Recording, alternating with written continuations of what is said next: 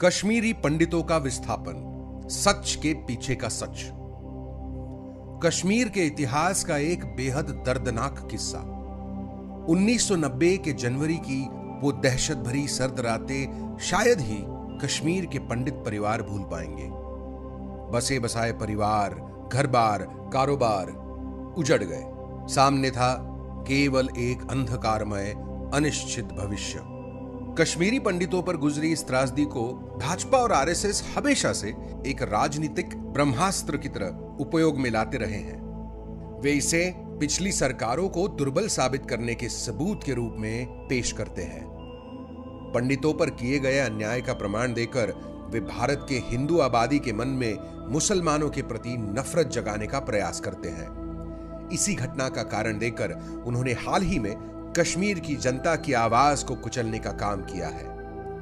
आइए जानते हैं इस दर्दनाक किस्से के पीछे के तथ्य।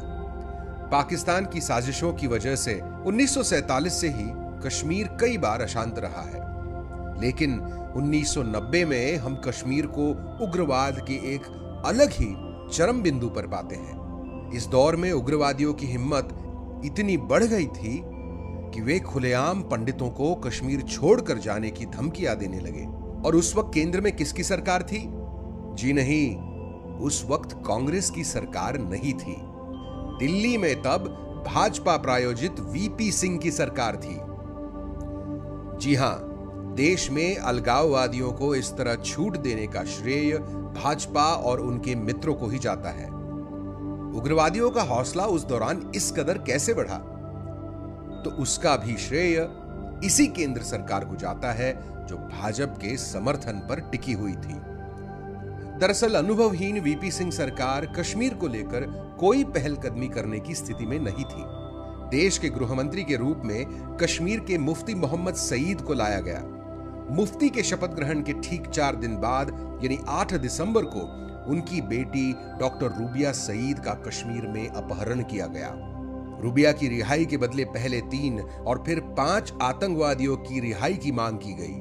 मुख्यमंत्री फारूक अब्दुल्ला किसी सूरत में रिहाई के लिए तैयार नहीं थे, लेकिन केंद्र सरकार ने उन पर दबाव बनाकर 5 आतंकवादियों को रिहा कर दिया। इस घटना ने यह साबित कर दिया कि सरकार को दबाया जा सकता है और सरकार दब सकती है। आतंकवादियों का मनोबल बढ़ना स्वाभाविक था। इसके बाद अपहरण और बदले में रिहाइयों की कई घटनाएं हुई।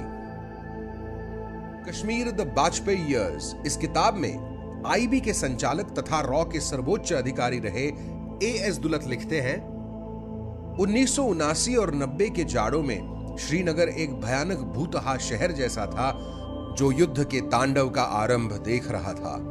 रूबिया सईद के अपहरण ने बगावत का बांध खोल दिया। हत्याएं रोजमर्रा की चीज बन गई।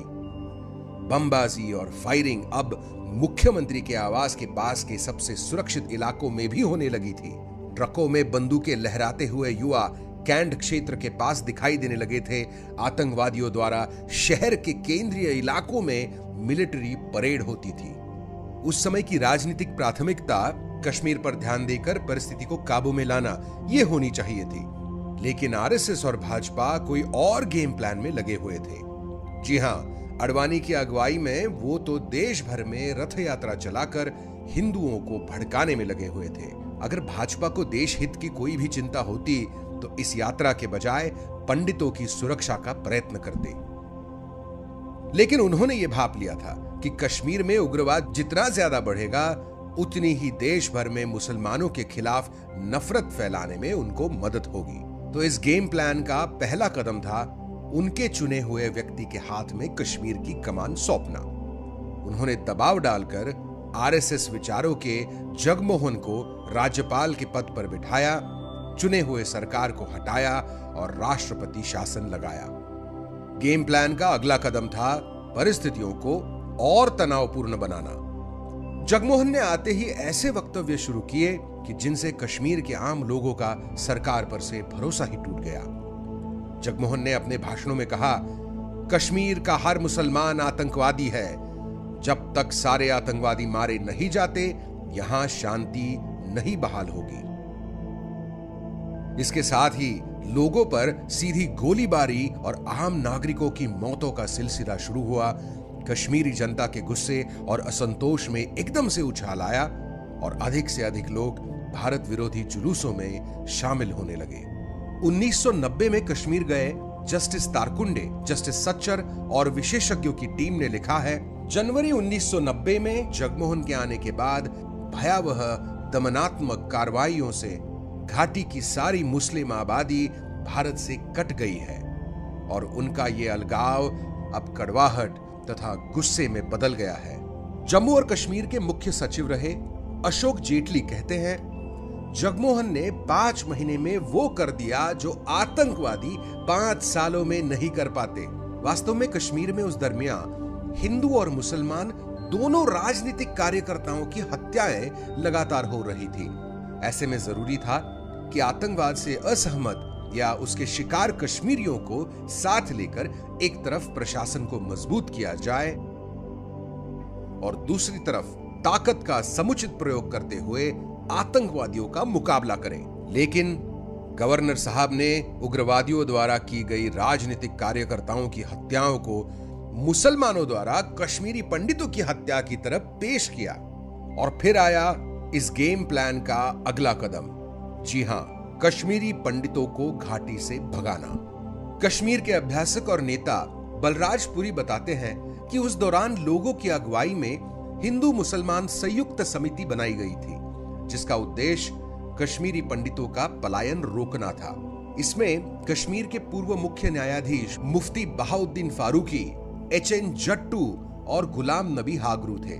कई मुस्लिम नेताओं, राजनीतिक नेताओं और उग्रवादी संगठनों तक ने कश्मीरी पंडितों से पलायन न करने की अपील की, लेकिन जगमोहन ने संयुक्त समिति की ऐसी कोशिशों को कोई भी महत्व नहीं दिया।